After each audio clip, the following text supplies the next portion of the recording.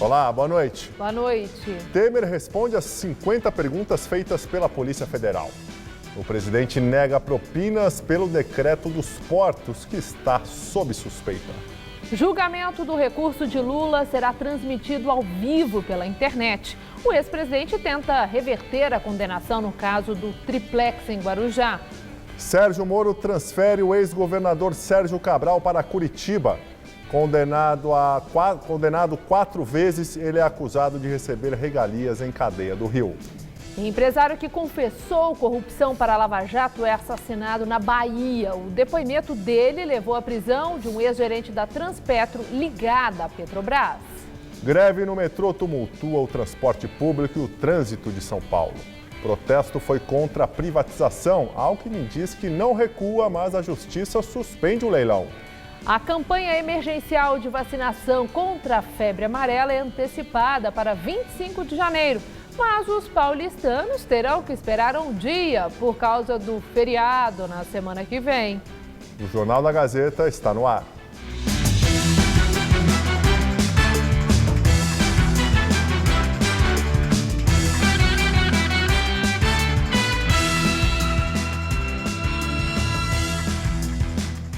Por causa do feriado, a cidade de São Paulo começa a vacinação fracionada contra a febre amarela dia 26 de janeiro, um dia depois da data marcada pelo governo para o início da campanha no estado.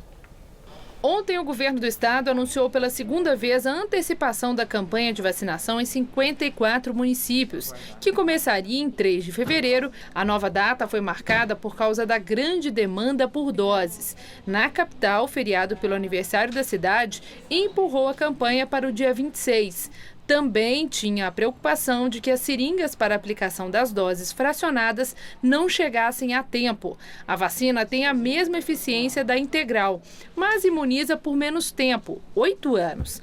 A lista das cidades que vão receber a campanha está no site da Secretaria Estadual da Saúde.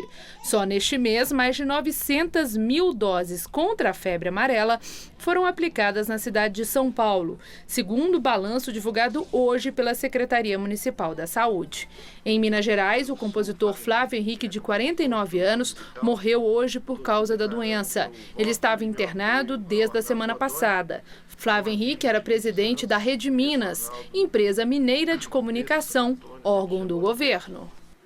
E ainda nesta edição, mais informações sobre a febre amarela e os sintomas da doença.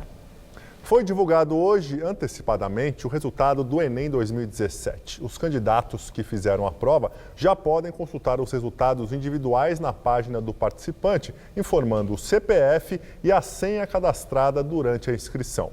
Com a nota do Enem, os candidatos vão poder se inscrever no SISU, o Sistema de Seleção Unificada, plataforma onde os estudantes incluem suas médias para concorrer a vagas nas principais universidades públicas do país. E atenção! O Ministério da Educação anunciou a antecipação da edição do primeiro semestre do SISU 2018. As inscrições agora vão começar no dia 23, próxima terça-feira, e irão até o dia 26 de janeiro. A data inicial da abertura do sistema era dia 29 de janeiro. Defesa entrega respostas do presidente Michel Temer sobre um inquérito que trata do decreto dos portos. O PMDBista reclamou de algumas questões formuladas pela Polícia Federal e negou as acusações. As respostas foram protocoladas no Supremo Tribunal Federal. O relator é o ministro Luiz Roberto Barroso. O inquérito apura se a Rodrimar, empresa que opera no Porto de Santos, foi beneficiada pelo decreto assinado pelo presidente em maio do ano passado. A Polícia Federal elaborou 50 perguntas. Temer discutiu as respostas com o advogado e conselheiro Antônio Cláudio Mariz de Oliveira. Na segunda-feira, o presidente Michel Temer recebeu fora da agenda oficial, no Palácio do Planalto, o diretor-geral da Polícia Federal, Fernando Segovia. Oficialmente, o governo disse que na reunião foi discutido apenas a segurança pública, principalmente nas fronteiras. A Polícia Federal, Temer disse que nunca recebeu doações de empresas do Grupo Rodrimar ou de seus sócios para as campanhas eleitorais dele.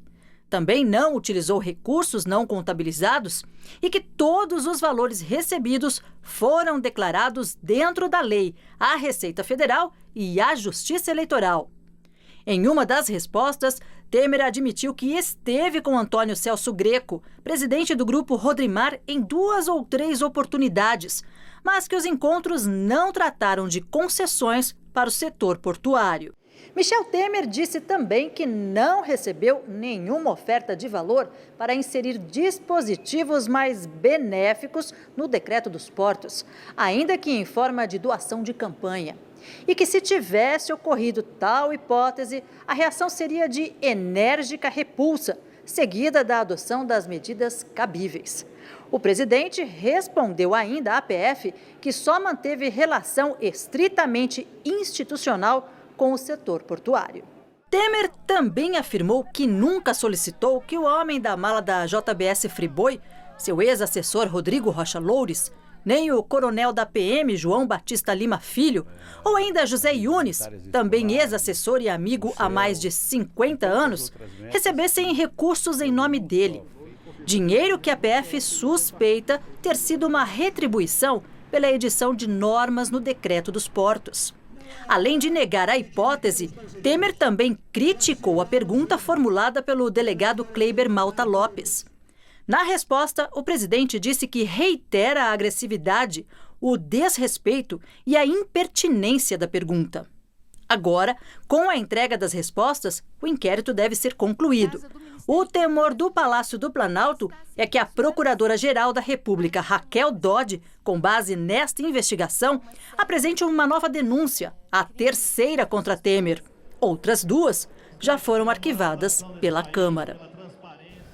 Juiz Sérgio Moro atende pedido do Ministério Público Federal e manda transferir o ex-governador do Rio, Sérgio Cabral, para o Paraná.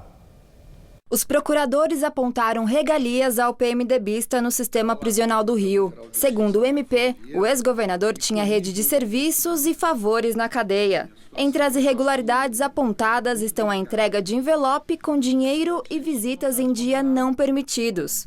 No Rio, Cabral está detido na cadeia pública de Benfica. Antes ficou num período em Bangu 8. Agora, por determinação de Moro, o ex-governador vai para o Complexo Médico Penal de Pinhais, na região metropolitana de Curitiba. Lá estão outros presos da Lava Jato, entre eles Eduardo Cunha, ex-presidente da Câmara, e os ex-diretores da Petrobras, Renato Duque e Jorge Zelada. Na Lava Jato, Sérgio Cabral é réu em 20 ações penais. Ele já foi condenado 4 vezes. Somadas as penas, chegam a 87 anos. Sérgio Moro afirmou que as condenações de Cabral mostram que ele se associou a autoridades do Rio e empresas locais para obter vantagens e lavar dinheiro. Manobras ilegais que deram origem a uma grande rede de influência criminosa no estado.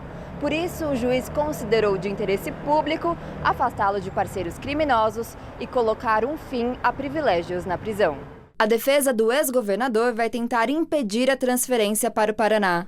No ano passado, o juiz Marcelo Bretas chegou a autorizar a ida de Cabral para um presídio federal no Mato Grosso do Sul. No entanto, o ministro do STF, Gilmar Mendes, suspendeu a ação. E o ex-governador do Rio já está no aeroporto do Rio, de onde segue para o presídio no Paraná. Polícia Federal indicia o ex-governador do Mato Grosso, André Putinelli, do PMDB, por lavagem de dinheiro.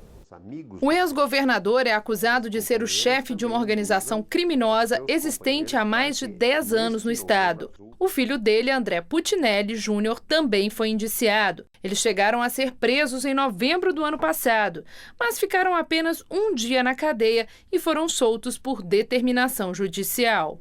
O esquema de corrupção pode ter desviado mais de 230 milhões de reais, com direcionamento de licitações, superfaturamento de obras, entre outras atividades ilícitas. Em delação, o pecuarista Ivanildo da Cunha Miranda contou que pegava propina em dinheiro vivo em São Paulo e a levava em mochilas e caixas até o ex-governador. Outras 23 pessoas foram indiciadas. Agora, o Ministério Público vai analisar se apresenta denúncia ou se pede arquivamento sobre o caso. O Tribunal Regional Federal da 4ª Região decidiu transmitir ao vivo o julgamento da apelação do ex-presidente Lula, que acontece na próxima quarta-feira, dia 24, em Porto Alegre. A transmissão será por meio do canal da Corte no YouTube e deve começar às 8h30 da manhã. E o julgamento do ex-presidente Lula é o assunto da entrevista do dia, daqui a pouco, com Maria Lídia Flandoli. Ela conversa ao vivo com Paulo Vanucchi, ex-ministro de Direitos Humanos e conselheiro do Instituto Lula. Neste dia de mobilização dos metroviários na capital paulista, muitos trabalhadores enfrentaram transtornos ao longo de todo o dia. No meio da tarde, a Justiça anunciou a suspensão do leilão que concederia à iniciativa privada as linhas 5 e 17, o que era uma das reivindicações da categoria. A repórter Fernanda Azevedo está agora em uma das estações da linha 3 vermelha do metrô e acompanha a volta do paulistano para casa. Boa noite, Fernanda. Olá, Gabriel, boa noite a todos. A volta para casa não está nada fácil, assim como não foi fácil ir trabalhar hoje. Nós estamos aqui na estação Tatuapé, do lado de fora da estação Tatuapé. A estação Tatuapé está aberta, nós caminhamos lá por dentro, está tudo tranquilo por lá. A linha 3 vermelha do metrô funciona parcialmente da Marechal Deodoro até a Penha. O principal problema nem é para os passageiros do metrô, e sim para quem está aqui do lado de fora esperando os ônibus. Isso porque, além do trânsito estar muito intenso, os ônibus já chegam aqui lotados e aí as pessoas que estão aguardando pelos ônibus tentam entrar. É aquela tentativa de se espremer na porta, os passageiros estão indo muito apertados para casa e muita gente tem que aguardar vários ônibus para conseguir subir. Mesmo com a decisão liminar da Justiça, que suspendeu a licitação das linhas 5 Lilás e 17 Ouro, os metroviários ainda não retornaram aos postos de trabalho. A privatização dessas linhas, no leilão que aconteceria amanhã, era uma das questões que motivaram essa greve dos metroviários. A decisão do juiz Adriano Marcos Laroca acatou um pedido da bancada de vereadores do PSOL. O juiz avaliou que o valor mínimo de outorga, em torno de 180 milhões de reais, é muito baixo frente aos custos de construção das linhas de cerca de 7 bilhões de reais. O governo do estado informou que já está trabalhando para tentar derrubar essa liminar. Mesmo parcial, a greve dos metroviários causou muitos transtornos aos paulistanos nesta manhã. Veja na reportagem de Tássia Sena. Um dos 2 guichês da bilheteria funcionando, mas nas catracas o aviso sobre a estação fechada devido à paralisação parcial dos funcionários. Tudo na estação Giovanni Gronchi, da linha 5 Lilás do metrô. Antes das 5 horas da manhã, os pontos de ônibus já começavam a encher. Eu preciso ir para Campinas e ia pegar o metrô, tudo fechado. No caminho da Zona Sul até a Leste, a radial já indicava como o trânsito nesta quinta-feira seria difícil. Com o amanhecer, o caos. Teve gente que ficou sentado ali mesmo, no portão fechado do acesso à estação Corinthians Itaquera, da linha 3 vermelha. Na rua, correria para conseguir um cantinho, mesmo que apertado, para seguir para o centro da cidade. Funcionários da SP Trans tentavam organizar os passageiros. No terminal de ônibus, o acesso à CPTM foi fechado para evitar tumulto. Difícil também e praticamente impossível para quem optou por tirar o carro da garagem. Isso porque às 10 horas da manhã a CET registrou 89 quilômetros de filas. É muito, porque ainda estamos em janeiro, que é mês de férias escolares. Para se ter uma noção, numa quinta-feira normal, durante todo o ano, no mesmo horário, a média gira em torno de 49 a 77 quilômetros. Os metroviários são contra a privatização das linhas 5 Lilás e 17 Ouro. Em vídeo divulgado hoje, o governador Geraldo Alckmin disse que não vai recuar da decisão. Nós não vamos retroagir e queremos ampliar os serviços de metrô e trem em São Paulo e com melhor qualidade de serviços. Entre os passageiros, o assunto divide opiniões. Se privatizar, melhora. Você vê que a linha amarela funciona direitinho. Enquanto essa daqui está sempre faltando alguma coisa, está sempre quebrando algum trem, alguma coisa. Sou contra. Já está aumentando agora a passagem, imagina depois. O carro que atropelou e matou o torneiro mecânico Oswaldo Borim, de 79 anos, durante um racha na noite do último domingo, era usado por policiais civis. Um carcereiro disse que o veículo foi furtado antes do acidente, enquanto ele fazia uma investigação. A Corregedoria da Polícia Civil acompanha o caso. O carcereiro que trabalha aqui no 30DP do Tatuapé prestou depoimento. Ele contou que usava o carro, um Fiat branco, em uma investigação e que estacionou o veículo nas imediações da Praça Silvio Romero por volta de 7h30 da noite do domingo. Só quando ele voltou para o local estacionado, por volta de 11h30 da noite, percebeu que o veículo tinha sido furtado. O carcereiro fez um boletim de ocorrência na mesma noite. Eu conversei com o delegado Fábio Amaral, aqui do 30DP, que confirmou que este carro foi apreendido com traficantes em fevereiro do ano passado e que desde então era usado em investigações. Ele disse também que esta é uma atribuição do carcereiro. Além do Fiat, a polícia também apreendeu um Gol azul que foi visto por testemunhas na noite do atropelamento. O homem que dirigiu o carro foi indiciado por participar do racha e por omissão de socorro. Ele negou o crime e vai responder em liberdade. Uma câmera de segurança flagrou o momento em que os carros passaram em alta velocidade e o Fiat atropelou o idoso. Oswaldo Borim, de 79 anos, que atravessava a Avenida Heitor Penteado, na Vila Madalena, morreu no local. O ex-vice-prefeito de Ourolândia, cidade do norte da Bahia, José Roberto Soares Vieira, de 47 anos, foi morto a tiros ontem na região metropolitana de Salvador. No fim do ano passado, ele foi denunciado na Operação Lava Jato. O alvo principal da operação foi o ex-gerente da Transpetro, José Antônio de Jesus. Eles foram sócios em uma transportadora até 2013. O empresário José Roberto Soares Vieira levou 9 tiros quando entrava na empresa Green Transportes, em Candeias, na região metropolitana de Salvador. O homem que o abordou fugiu depois dos disparos, sem levar nada. Soares Vieira, que já tinha sido vice-prefeito pelo PT de Ourolândia, na Bahia, foi denunciado pela Lava Jato no fim do ano passado por corrupção e lavagem de dinheiro. A empresa dele, a JRA Transportes, teria sido usada para receber repasses de dinheiro de fornecedores da Transpetro, subsidiária da Petrobras, por serviços que não eram prestados. Foi o depoimento do empresário que levou o juiz Sérgio Moro a decretar a prisão por tempo indeterminado do ex-gerente da Transpetro na Bahia, José Antônio de Jesus. Preso em Curitiba há quase 2 meses, ele teria recebido 7,5 milhões de reais em propina da empresa NM Engenharia entre 2009 e 2014. Segundo o Ministério Público, o dinheiro teria sido destinado ao PT. A polícia não tem dúvida de que o assassinato do empresário foi planejado. De acordo com as investigações, o homem que o matou já estava à procura dele. Nos últimos 2 dias, esteve na transportadora onde ocorreu o crime e se ofereceu para prestar serviços lá. A delegada que comanda o inquérito trabalha com 3 hipóteses: queima de arquivo, vingança e crime político. A ONG internacional Human Rights Watch lançou hoje o relatório mundial da entidade e destacou a crescente violência policial no Brasil, além da preocupação com o avanço dos números de feminicídios sem esclarecimento.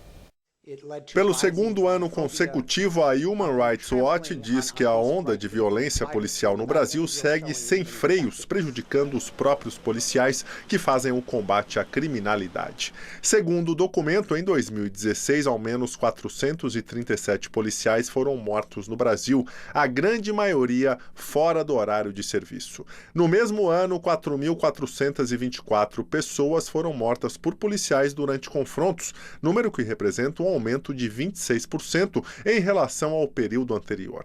A ONG destaca ainda os números separados do estado de São Paulo.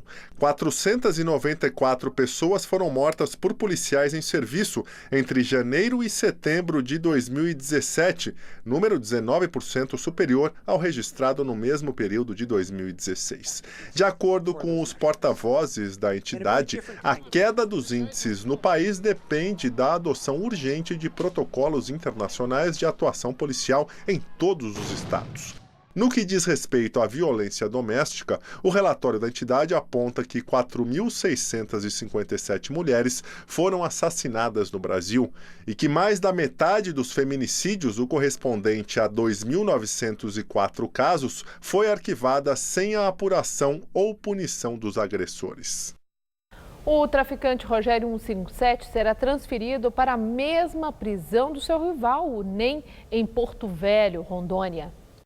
Rogério Avelino da Silva, o Rogério 157, e Antônio Bonfim Lopes, o NEM, são inimigos na guerra pelo comando do tráfico na Rocinha, no Rio de Janeiro. Os traficantes chegaram a ser comparsas, mas se desentenderam, o que provocou conflitos entre os dois grupos, seguidos de intensos tiroteios na Rocinha em setembro do ano passado. Rogério 157 foi preso em dezembro na favela do Araçá. A 20ª Vara Criminal do Rio determinou que ele seja transferido de Bangu, na zona oeste da cidade, para a Penitenciária Federal de Porto Velho, em Rondônia, mesma unidade onde NEM está preso desde 2011. Não há data prevista para a transferência. Polícia apreende 60 armas na Dutra, 19 fuzis e 41 pistolas. A operação conjunta da Polícia Civil do Rio e da Polícia Rodoviária Federal encontrou as armas em um carro dirigido pelo sargento do Exército Renato Borges Maciel, de 40 anos. Ele foi preso em flagrante na rodovia Presidente Dutra, na altura de Itatiaia, no sul do Rio de Janeiro. O veículo da cor branca tinha placas oficiais falsas com logotipos do Exército. O sargento estava fardado e tentou escapar da fiscalização dizendo que estava a serviço. Os policiais desconfiaram e fizeram uma revista no carro. Além dos 19 fuzis e das 41 pistolas, também foram encontrados vários tipos de carregadores, 54 tabletes de pasta base de cocaína e uma grande quantidade de munições. O material é avaliado em cerca de 3 milhões de reais. A febre amarela tem sintomas muito parecidos com os de outras doenças. A pessoa pode sofrer com a forma mais leve ou mais aguda da doença, quando os sintomas são mais acentuados e característicos. Não existe um tratamento específico e a melhor forma de combate é a prevenção. É só olhar o tamanho das filas em hospitais e postos de saúde que dá para notar. A febre amarela definitivamente trouxe preocupação e dúvidas de sobra. É possível que muita gente tenha contraído o vírus, mas nem ficou sabendo, porque apresentou alterações de saúde muito sutis ou quase imperceptíveis. Isso acontece com mais da metade das pessoas infectadas e depois elas ficam imunes contra a doença para sempre. Somente uma pequena parcela da população vai desenvolver a forma mais grave da febre amarela. E por isso, os primeiros sintomas determinam quando você deve procurar um médico. Aquela pessoa que mora ou se desloca para uma área de risco no intervalo de 15 dias e que apresenta febre, mal-estar, dor no corpo, dor de cabeça, essas pessoas devem procurar o pronto-socorro. De acordo com o médico do Instituto Emílio Ribas, os sintomas da febre amarela se confundem com os da dengue e também de uma gripe forte. Inicialmente, antes dos resultados de exames laboratoriais, um profissional de saúde pode até não conseguir diferenciar uma doença da outra, mas algumas características exigem cuidados imediatos. Sangramento, vômito, urina escura, confusão mental e, claro, icterícia, ou seja, pele e olhos amarelados. Os sintomas aparecem entre 13 e 15 dias depois da picada do mosquito transmissor, que vive no topo das árvores. Por isso que os macacos são as primeiras vítimas. Na forma grave, quando a doença já se manifestou, a evolução do quadro leva 10 dias, tempo que define a cura ou a morte do paciente. Um dos critérios determinantes para a recuperação total é passar pelo menos 24 horas sem febre. Mas o organismo de cada um reage de um jeito. Não há tratamento específico para a febre amarela. Até transplante de fígado é uma alternativa em casos extremos. O mais eficaz para evitar o problema é, sem dúvida, a vacina, que ainda assim tem uma pequena margem de erro. Portanto, mesmo quem já foi imunizado deve usar repelente em lugares de mata, como o horto, por exemplo. Quem não pode tomar a vacina, como crianças até 6 meses, grávidas e idosos com algum problema de saúde, precisa reforçar os cuidados para se proteger do mosquito. Essas pessoas, elas precisam usar o repelente, tá? Especialmente aqueles à base de DET e caridina. Usar preferencialmente camisas de manga comprida e calças compridas para cobrir a maior área exposta da pele. Preferencialmente dormir sob mosquiteiros e ter nos seus cômodos telas de proteção contra mosquitos. E agora vamos ao comentário de política com José Neumann e Pinto. Brasil não tem jeito, é uma coisa lamentável. depois daquela grande epidemia de febre amarela no começo do século XX, que foi debelada pela ação rápida de Rodrigues Alves, Pereira Passos e Oswaldo Cruz, estamos aí, mais de 100 anos depois, enfrentando outra como se nunca tivesse havido nenhuma antes. Os governos não tomam providência. O Brasil é o maior produtor de vacina contra a febre amarela do mundo, principalmente num laboratório como Fundação Oswaldo Cruz, o Fiocruz, em homenagem ao grande sanitarista que combateu e debelou a doença no Rio de Janeiro. Pois é, nós somos vítimas, todos. Não como pensam alguns, né? O prefeito João Dória, por exemplo, deu uma entrevista dizendo que a população não pode entrar em pânico. Claro que todo mundo entra em pânico pela inércia, pela inépcia, pela incompetência das autoridades. Fracionaram a vacina, mas lá no exterior ninguém aceita que viaje para o Brasil tomando vacina fracionada, não. Os postos têm filas de até 9 horas. A população está assustada com todas as razões do mundo. E, no entanto, ninguém vê o focinho do senhor Michel Temer, que fica agarrado com Silvio Santos, com Amaury Júnior, para ver se esses, que eu não sei que tipo de voto eles têm, o ajudam na reforma da Previdência. O ministro da Saúde sumiu. Ele está fazendo campanha para a mulher dele, para o governador do Paraná. É um prefeito lá de Maringá, um político do interior, não entende nada de saúde. É um absurdo entregar um assunto como a saúde pública a esse senhor do baixíssimo clero na Câmara e que está saindo do governo para cuidar disso aí, a campanha da mulher. O governador Geraldo Alckmin também, ele está sumidinho. E os prefeitos? Então, nós temos uma realidade cruel. O cidadão não tem culpa de nada, o cidadão é vítima. E vítima fatal, porque a febre amarela mata e mata rápido.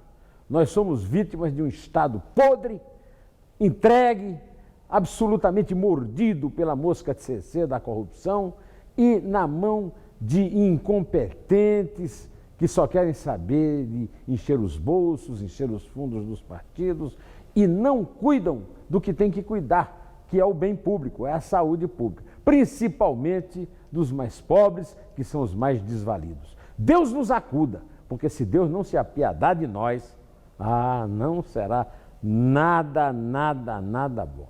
Bom, eu volto terça-feira, direto ao assunto. Até! Depois da madrugada mais quente deste começo de ano, tivemos também a tarde mais quente, com máxima de 33 graus. Pois é, mas também registramos algumas pancadas de chuva pela capital, reflexo desse calorão. Vamos ver como fica o tempo nessa sexta-feira com Mariana Armentano.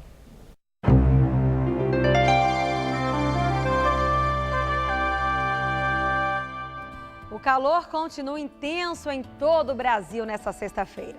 Uma grande massa de ar seco atua sobre o centro do país, afastando qualquer nuvem de chuva, desde o norte do Rio de Janeiro, passando por Minas, interior da Bahia, centro-sul do Tocantins, centro-oeste do Mato Grosso. Também não vai chover no centro-sul gaúcho e em todas as outras áreas do Brasil há chances de chuva, mas os maiores volumes ficam concentrados nessas áreas mais escuras, inclusive no leste de Santa Catarina e no Paraná e entre a costa do Alagoas e do Rio Grande do Norte.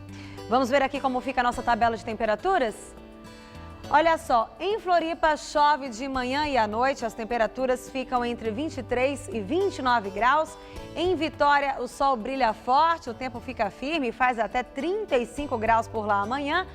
No Rio, antes da chuva de fim de tarde, a máxima bate nos 38 graus, bem quente por lá. E em Natal chove a qualquer hora, mas faz até 31 graus à tarde amanhã. Aqui em São Paulo, o predomínio ainda é de sol, com chuvas a partir da tarde em todas as regiões. Por causa do tempo abafado, há risco de chuva forte no sul e no leste do estado. E olha, a organização de uma frente fria no mar faz com que o vento sopre com moderada a forte intensidade nesta sexta-feira. A máxima vai aos 35 graus em Presidente Bernardes e aos 36 em Votuporanga. Nas cidades de Araraquara, Bauru e São José do Rio Preto faz até 34 graus. E no litoral teremos máxima em torno dos 30 graus em Santos e dos 31 em Caraguatatuba. Vamos ver como ficam os próximos dias aqui na região metropolitana? Nessa madrugada teremos mínima de 21 e máxima à tarde de 31 graus aqui na capital, ainda bem abafado. Aí no sábado chove a qualquer hora e a temperatura máxima cai para 28, mas no domingo já volta a subir para os 30 graus, com muita nebulosidade e chuvas a partir da tarde. Uma forte tempestade com ventos de até 140 km por hora matou ao menos 3 pessoas na Holanda.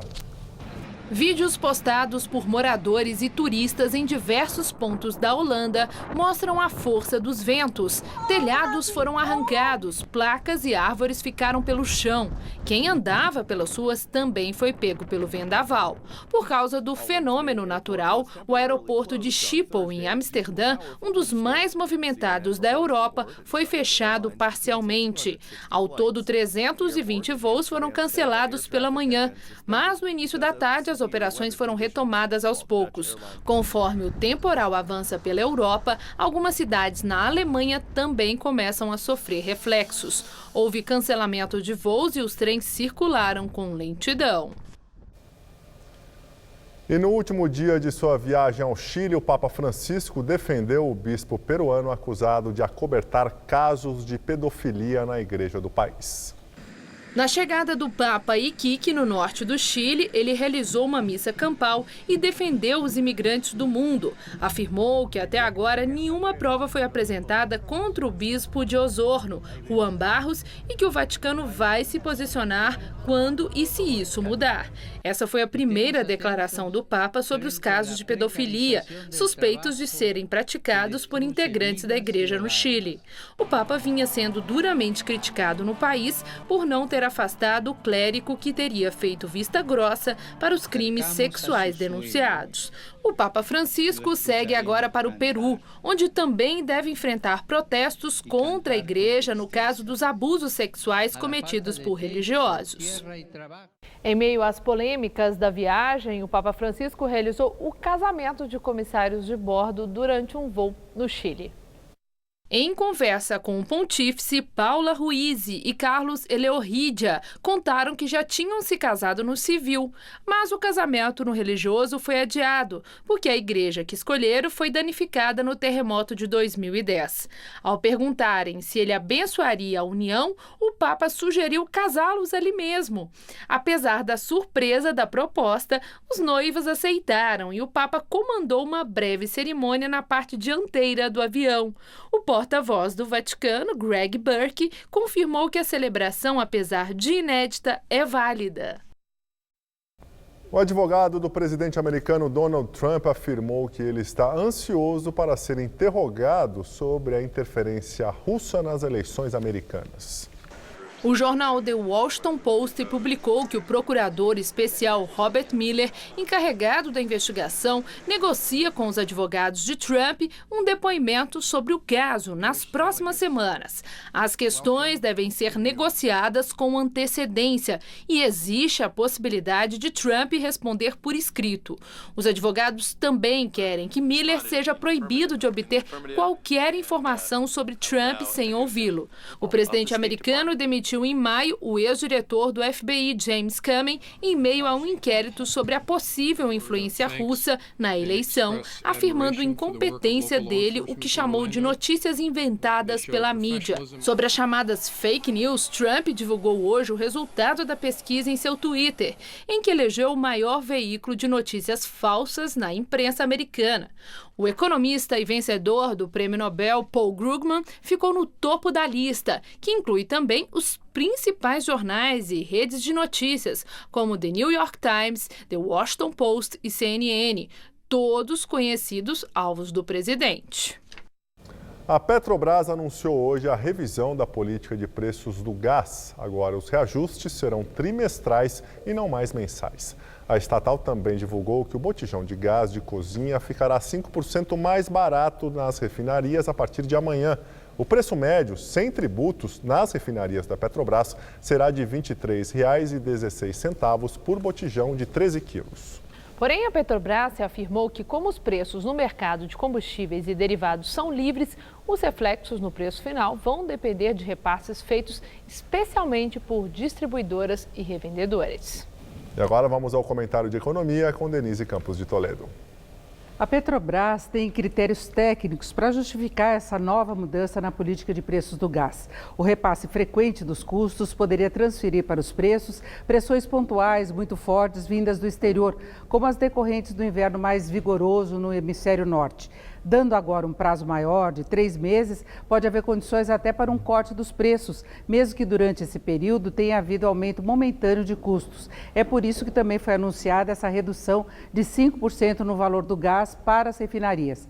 A Petrobras vem tentando definir os preços em geral de forma que não tenha perdas, como as provocadas nos governos anteriores, quando, para evitar pressões inflacionárias, teve de trabalhar com prejuízo. Não foi só a corrupção e os desvios de recursos que quase quebraram a empresa. O uso dela como instrumento de controle da inflação também foi muito nocivo. Claro que, do ponto de vista do consumidor, seria melhor, mas é uma empresa que tende a apresentar resultados financeiros até para poder levar adiante investimentos que garantam maior oferta do produto e com menor custo, isso mais à frente. A questão é que a mudança de postura coincidiu com uma fase de alta de preços no exterior. Com isso, o gás teve, no ano passado, um aumento médio de mais de 16% para os consumidores, o maior desde 2002, com impacto até do ponto de vista social. É um produto que pesa muito no orçamento das famílias mais pobres. Não era piada que muita gente já estava começando a usar a lenha. Aí a Petrobras optou por essa nova estratégia que não necessariamente vai levar a novas reduções de preços. Vai depender dos custos. Já em relação à gasolina e o diesel, não houve mudança. O repasse vai continuar ocorrendo dia a dia, sem indicação de uma reversão no curto prazo. Os países produtores de petróleo têm acordo para reduzir a oferta justamente para garantir preço maior, para terem maior retorno financeiro. Se a Petrobras não repassa, fica no prejuízo. O consumidor é que tem de cuidar de reduzir o consumo o máximo que puder, pesquisar onde consegue comprar mais barato, usar o etanol como opção, embora também esteja subindo, aproveitando a maré. Hoje, aliás, foi anunciado mais reajuste dos combustíveis. A gasolina já subiu 27,5% desde julho do ano passado, quando houve a mudança na política da Petrobras, e o diesel 25%. Boa noite. E agora as notícias do esporte com Estela Contígio e Michele Gianella. E lembramos que logo após Maria Lídia entrevista ao vivo o ex-ministro dos Direitos Humanos, Paulo Vanucchi, que é conselheiro do Instituto Lula. E o Campeonato Paulista começou com derrota amarga para Corinthians e São Paulo ontem. Michele, boa noite. Só o Santos fez bonito, né? É verdade, Estela. Pois é, o Santos foi o único vencedor entre os grandes de São Paulo que estrearam ontem no Paulistão. Venceu o Linense por 3-0. São Paulo e Corinthians amargaram derrotas e tiveram atuações bem irregulares. Confiram aí os gols. Na partida disputada em Lins, o jovem Arthur Gomes recebeu de Vecchio e deslocou o goleiro aos 20 minutos do primeiro tempo para fazer Santos 1, Linense 0.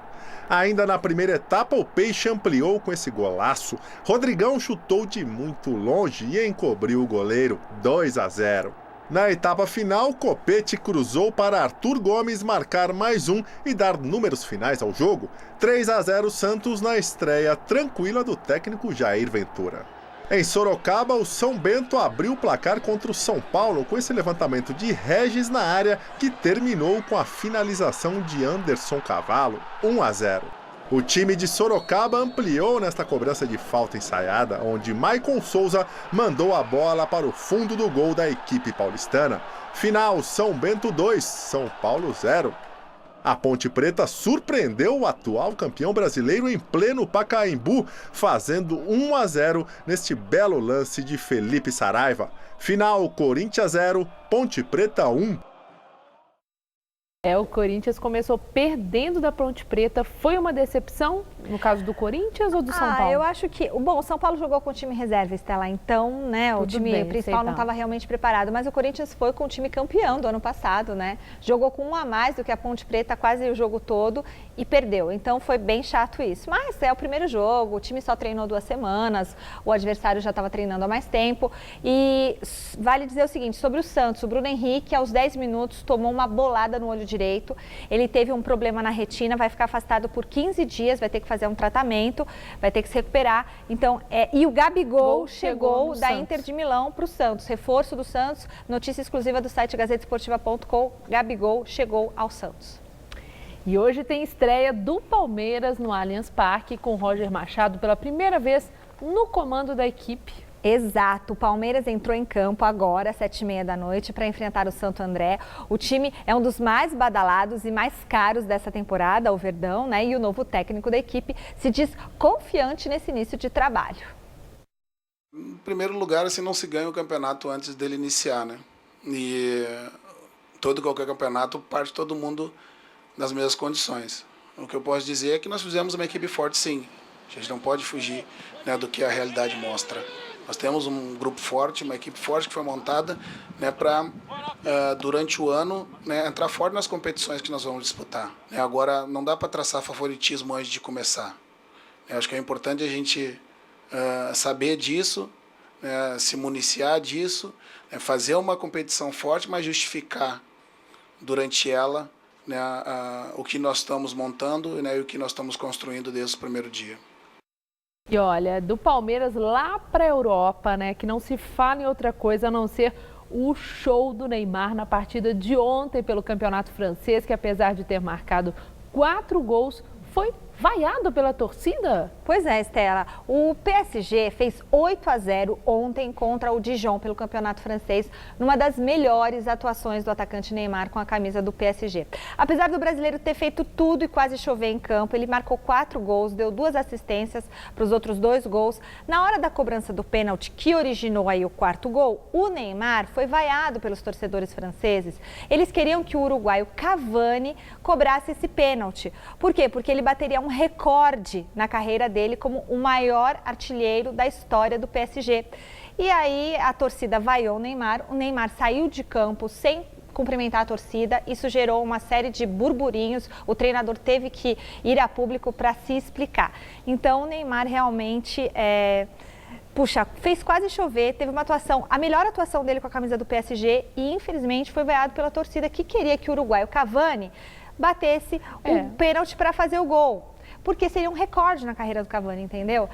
Então o pessoal chama o Neymar de fominha. Nesse caso, olha, muitas vezes eu acho que o Neymar estava certo, viu, gente? Tinha que ter um pouquinho de piedade com ele, né? Depois de fazer tão Jogou bonito. muito, né? Mas podia ser um pouco mais humilde também. Valeu, Michele. Obrigada, muito obrigada, viu? É com você, Gabriel. E a seguir, mais informações sobre a greve dos metroviários e a tumultuada volta para a casa do paulistano. Até já! E nós voltamos a falar sobre a paralisação parcial dos metroviários em São Paulo. A repórter Fernanda Azevedo continua na zona leste da cidade, acompanhando a volta do paulistano para casa. Olá, Fernanda. Estela, a volta para casa continua bem difícil, trânsito parado, bastante carregado, os ônibus saindo do terminal da Tatuapé lotados, muita gente ainda ficando para fora, tendo que esperar o próximo ônibus. E as estações do metrô funcionando parcialmente. Então vamos atualizar agora a situação das linhas do metrô que estão funcionando. Na linha 1 azul, funciona da Saúde até a Luz, 2 verde, do Alto do Ipiranga até a Vila Madalena, 3 vermelha, de Marechal Deodoro até a Penha, 5 lilás, do Capão Redondo até Adolfo Pinheiro, 15 prata paralisada e a linha 4 amarela está funcionando normalmente em toda a sua extensão. E atenção, uma informação importante, todas as linhas do metrô vão fechar hoje às 10 horas da noite. O metrô informou que amanhã a operação será normal a partir das 4h40 até a meia-noite. O rodízio municipal de veículos também volta a valer amanhã. Voltamos ao estúdio. Muito obrigada, Fernanda, pelas suas informações. Na entrevista do dia com Maria Lídia Flandoli, há expectativas sobre o julgamento de Lula no próximo dia 24. Entrevista o Paulo Vanuc, petista histórico, que foi ministro dos Direitos Humanos no governo Lula e hoje é conselheiro do Instituto Lula. Muito obrigada, Vanuc, por estar conosco. Obrigado a você, Marília. Bom, aumenta a ansiedade à medida que se aproxima a data do julgamento do ex-presidente Lula em segunda instância, no dia 24, no próximo dia 24. O senhor é petista histórico, como eu falei, muito próximo de Lula. Como é que Lula está? Ele expressa confiança ou temores? Maria Lídia, o Lula, num balanço que a gente faça de qualquer ser humano, né, suas qualidades e seus problemas, de longe, a energia do Lula é a coisa que deixa todo mundo em volta sempre de queixo caído. Então ele está com essa disposição e alterna o momento da análise do que ele considera uma perseguição. Ele acha que está caracterizado que não tem em Moro um juiz imparcial, que para os direitos humanos é uma regra internacional importantíssima, o direito ao devido processo, presunção de inocência e juiz imparcial. E o Moro não foi imparcial na sentença, a sentença é eivada de inconsistências. Testemunho insuspeito, o jornalista Reinaldo Azevedo, que é o inimigo do PT, do Lula, ele analisa diariamente a sentença, mostrando que na sentença de Moro não existem provas da conexão entre uma coisa e a outra. Não. De vocês no PT? Agora é Porto Alegre. Porto Alegre é outro tribunal. 3 desembargadores federais vão julgar. Eu diria que 2 já votaram pela imprensa. Em qualquer judiciário sério... Isso não é pré-julgamento? É pré-julgamento e é nulidade jurídica. Não, a minha pergunta é se achar isso, essa análise não é um pré-julgamento não é um do que será a decisão desses 2 desembargadores a quem Maria Lídia, o senhor se refere? Não é um pré-julgamento porque um desembargador declarou à imprensa: a sentença de Moro é irretocável, embora eu não tenha lido o processo. Esse foi o presidente do tribunal, mas ele não compõe o colegiado. Mas o presidente influi. Mas não compõe, ele não está entre os 3. Mas influi. Então, assim, do ponto de vista, eu, como homem de direitos humanos, espero que o judiciário brasileiro aproveite o julgamento do dia 24 para afirmar uma imagem de imparcialidade. Prevalece amplamente no Brasil hoje a noção de que uma investigação policial ou jurídica contra o Lula, contra o PT, não é a mesma contra Aécio, contra Loures, a mala do dinheiro que seria... Isso se consolidou no Brasil, as pesquisas mostram. O próprio Moro, que 1 ano atrás ele era uma unanimidade, hoje as pesquisas mostram metade de apoio e metade de desconfiança. Então a minha expectativa otimista é que Porto Alegre represente esse momento em que o processo ele pode devolver para Curitiba, ele pode ser reformado, ele pode ser alterado em parte, a votação pode ser 3-0, pode ser 2-1, a dosimetria pode ser diferente. Agora, qualquer analista político, eu sou analista político, sou cientista político, teria de concluir que não há uma expectativa. No jogo de futebol que nós acabamos de ouvir o comentário aqui, não, a expectativa ali é igual de ele ser absolvido. Há um pré-julgamento, sim, não de quem vai para lá, mas quem lê esses indícios. E, de fato, o mais surpreendente será a realização da justiça. Agora, não então, há provas, a sentença tem que ser reformada. Certo. Olha, então, na análise, na expectativa das pessoas, já existe uma sentença de primeira instância e tem lá um arrazoado. Os desembargadores vão julgar aquela sentença, aquele processo que tem essa sentença. Então, nesse sentido, não há um consenso sobre o que possa acontecer nesse colegiado de 3 desembargadores. Há suposições e há expectativas, tanto da torcida, da solidariedade, do bem-querer ao líder político, Luiz Inácio Lula da Silva, como dos adversários. Isso, de fato, é algo que existe. Mas quando eu fiz a pergunta, e aí, na esteira do que o senhor acabou de dizer, falou, o meu otimismo, assim, sem ser com otimismo ou com pessimismo, mas assim, numa avaliação bem fria, objetiva, do analista político. Mas bem fria, objetiva. Mas, então, há uma expectativa de que Lula possa ser absolvido ou há a expectativa de que Lula, no seu entender, bem subjetivo, de que ele possa ser condenado e preso? Eu, crescentemente, nas últimas semanas, estou com amigos, companheiros, colegas, que avançam essa perspectiva otimista. De que ele possa ser absolvido. De que ele possa ser absolvido, de que a coisa não vai ter o resultado. Mas não é torcida que isso. É mais ou menos, não é. É uma análise. Agora, não vamos aqui fazer esse comentário falando, olha, tem um cidadão que vai ser julgado. Não. Ele é o ex-presidente da República que lidera as pesquisas eleitorais da eleição deste ano de uma maneira que, pelo andar da carruagem, se ele for candidato, eu anteciparia a hipótese de não haver segundo turno.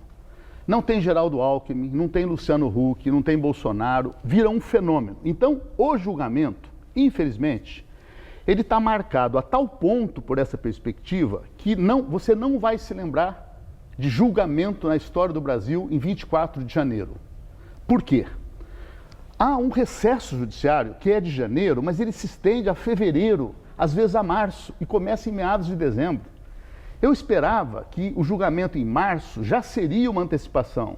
Quando marca para 24 de janeiro, é indício de um ativismo político de juízes, que no Brasil é um sintoma claro. Nós temos ministro como Gilmar Mendes, que está diariamente na imprensa defendendo opiniões políticas. Tem direito? Tem. Agora, o bom juiz é o que se atém aos autos, decide nos autos e é imparcial. Bom, vamos dizer, a questão da expectativa, né, é que muitas vezes, em função das suposições, daquilo que se observa, nós ficamos muito no plano das hipóteses. Vamos agora para fato concreto.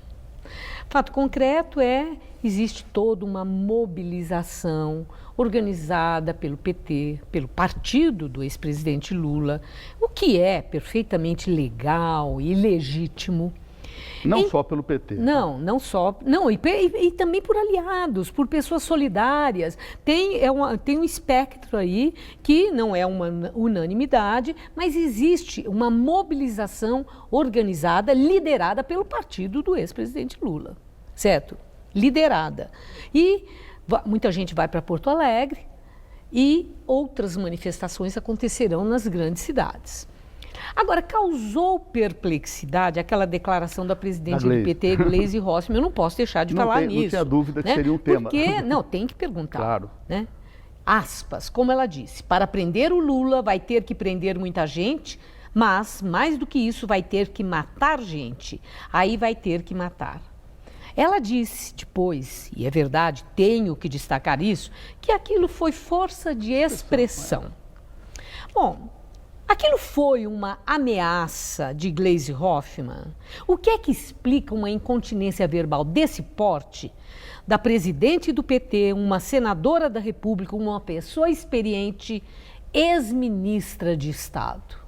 Então, Maria Lídia, você fez muito bem em já lembrar, quer dizer, as declarações seguintes. Há um momento de força de expressão, você pode ser mais feliz, menos feliz. E agora, há 2 horas, eu li de novo na internet uma declaração dela, estamos indo a Porto Alegre em paz, somos da paz, não queremos nenhuma violência e tal. Ela atribuiu isso a essa coisa de força de expressão. Agora, o que não pode é isso virar, como a Globo tenta fazer, 2 vezes seguidas já, então, no grande tema na expectativa. Não pode ser. Quer dizer, o grande tema, a expectativa, é o seu tema.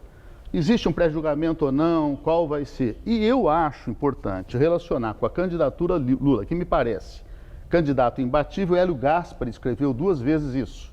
Pelo andar da carruagem, o nome do Lula vai estar na cédula.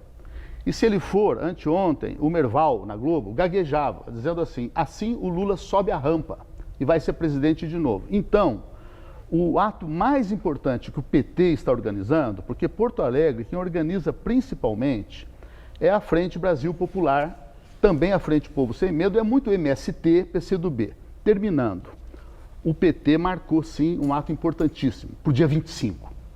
Para o dia seguinte, o day after. Aqui em São Paulo, todos os governadores, senadores, deputados, lideranças vão reafirmar a candidatura Lula. Onde será? Parece que é na CUT, ainda não se sabe bem. Agora, o que quer dizer isso? Primeiro, o PT confia na justiça. Ele não afronta a justiça, ele afronta uma decisão injusta. E tem certeza de que em Brasília isso vai ser corrigido. E eu agradeço muito ter vindo aqui e expressado aquilo que está pensando nesse momento, que é tenso, de muita ansiedade, Aí sim eu digo com toda certeza, em todo o Brasil. Muito obrigado. Muito obrigada, Obrigado. Uma boa noite. O Jornal da Gazeta termina aqui. A edição de hoje pode ser vista no site do Jornal da Gazeta. Eu volto com mais notícias em nossa edição das 10. Até já. E o Jornal da Gazeta volta amanhã. Eu também. Uma boa noite para você. Até lá.